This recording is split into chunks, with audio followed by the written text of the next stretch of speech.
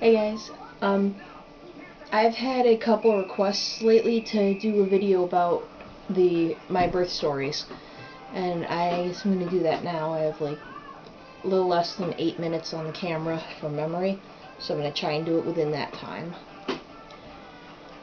So first off, I was 17 when I got pregnant with Eragon, and I was 17 when I had him, so I got pregnant a couple months after my birthday. It started off fine. I had a completely complication-free pregnancy. Me and Sky, we went to birth classes. We talked to lactation consultants and went to all my prenatal appointments. He came to all the ultrasounds. And we just didn't think anything would go wrong. We didn't think anything of it. It would just be a regular birth. But I'd had a few scares. Like, there'd been a couple times where I was having serious pains or he stopped moving, and so I'd rush to the hospital like the first time mother I was, and I'd get sent home a few hours later with a diagnosis of first time mom syndrome. So this time worried us because it was late at night. It was around 11:30.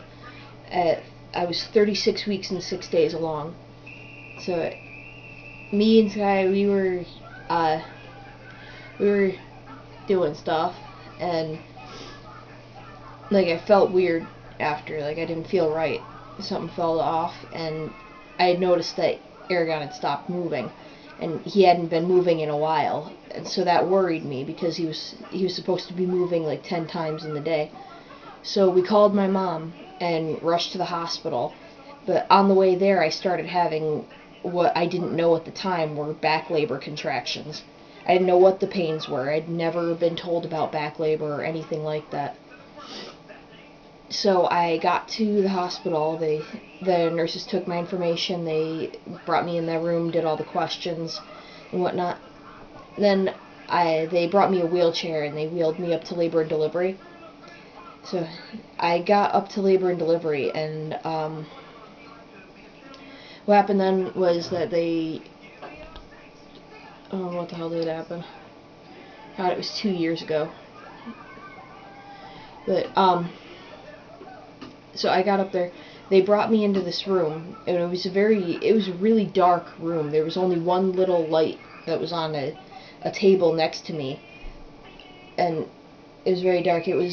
By that time it was about 1 or 2 in the morning, and the contractions kept getting closer together and getting more painful. And by that time, I was a first-time mother. I was scared.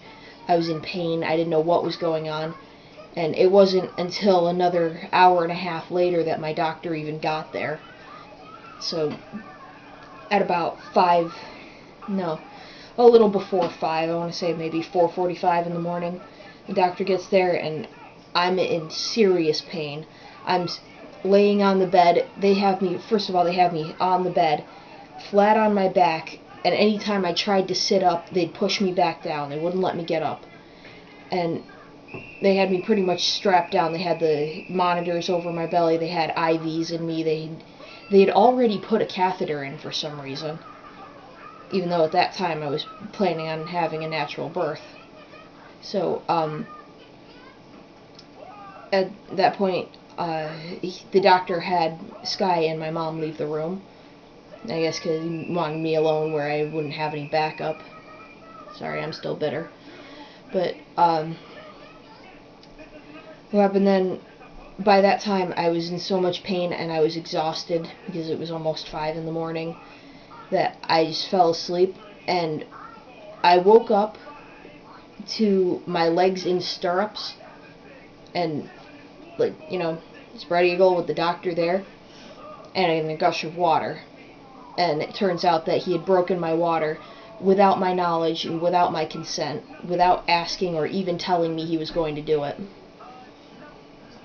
And before all that, when he had first come into the room, I'm screaming during a contraction, and he says, What's this? What's going on here? What are you doing?"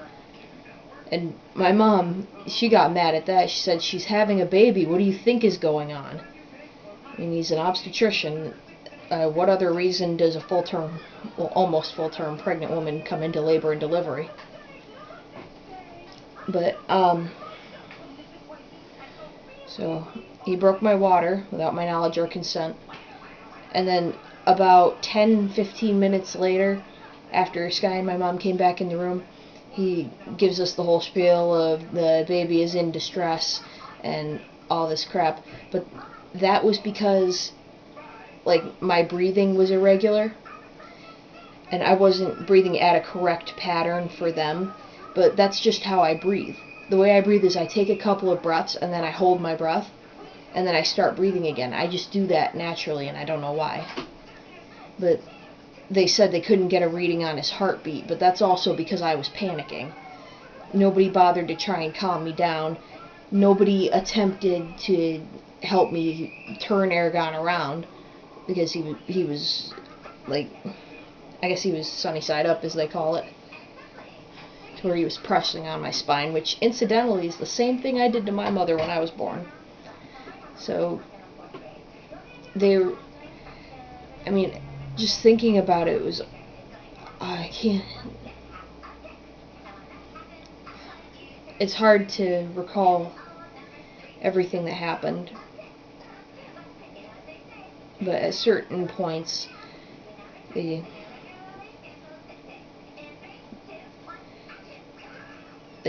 basically told me that I didn't know what I was doing, and I didn't know anything, and to just listen to him.